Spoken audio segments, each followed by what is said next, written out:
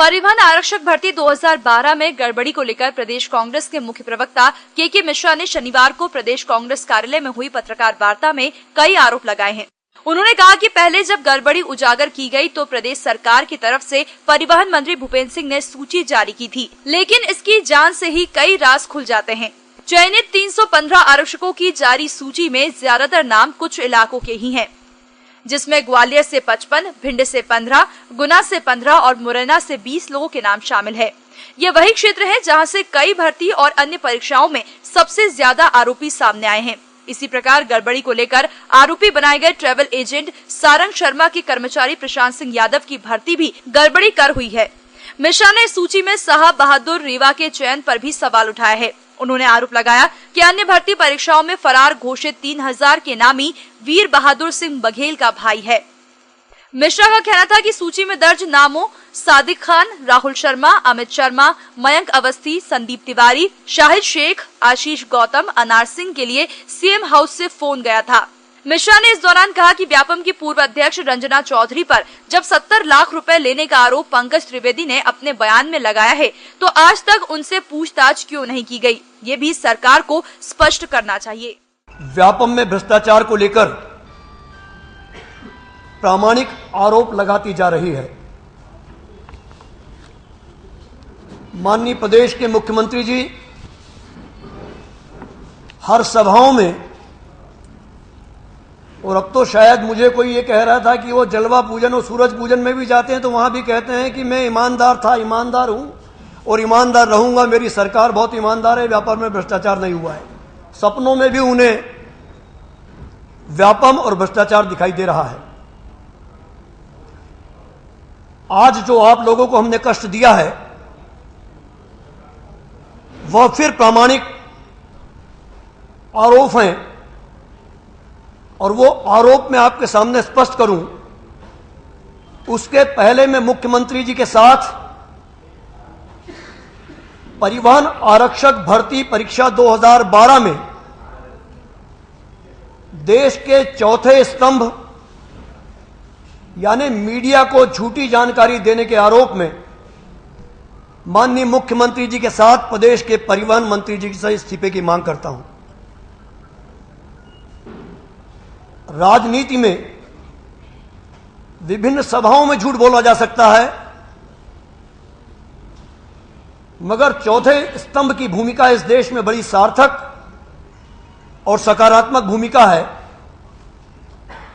उनके समक्ष भी परिवहन मंत्री भूपेंद्र सिंह जी ने न केवल झूठ बोला बल्कि आपको जो दस्तावेज सौंपे उनके बाद यह कहा कि परिवहन आरक्षक परीक्षा 2012 बहुत निष्पक्षता से हुई है, तमाम परीक्षार्थी मध्य प्रदेश के हैं और उसमें पूरी ईमानदारी बरती गई है। आज जो मैं दस्तावेज आपको सौंप रहा हूं वह मंत्री जी की और माननीय मुख्यमंत्री जी की ईमानदारी को न केवल परिभाषित कर रहे हैं बल्कि उन्हें संदेश दे रहे हैं कि नैतिकता के नाते वे दोनों भी इस्तीफा दे दें। एसटीएफ द्वारा व्यापम फर्जीवाड़े को लेकर दोहरे मापदंड अपनाए जा रहे हैं। पिछले 7 वर्षों में जो 168 परीक्षाएं हुई हैं जिसमें 1,47,00,000 परीक्षार्थियों ने हिस्सा लिया है, करीब 42 लाख परीक्षार्थियों का चयन हुआ है, उसमें कई परीक्षाएं भ्रष्टाचार के आरोप में निरस्त की जा चुकी हैं। एसटीएफ कुछ परीक्षाओं को लेकर पहले एफआईआर दर्ज कर रहा है और एफआईआर दर्ज करने के बाद अनुसंधान कर रहा है,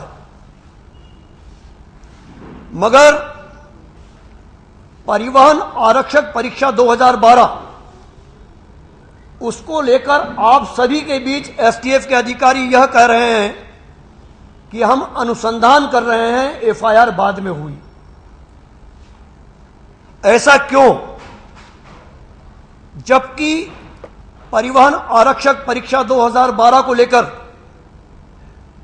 सारे सबूत न केवल दस्तावेजों में मौजूद हैं,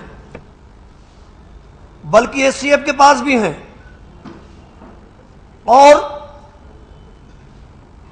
पंकज त्रिवेदी और नितिन महेंद्रा ने सार्वजनिक तौर पर कहा है मीडिया को और एसटीएफ को बयान दिया है कि मुख्यमंत्री निवास से हमें प्राइवेट नंबर से फोन आते थे और कहा जाता था कि अमुक परीक्षा में अमुक परीक्षार्थी को उत्तीर्ण करना है।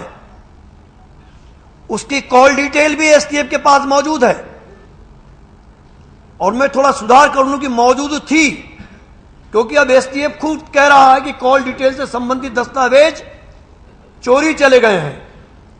मगर चोरी जाने के बावजूद भी उनकी एफआईआर एसटीएफ ने आज तक दर्ज नहीं कराई है कि वो चोरी किसने की है। एमएस टीवी के लिए कैमरा पर्सन डैनी खान के साथ नेहा यादव की रिपोर्ट।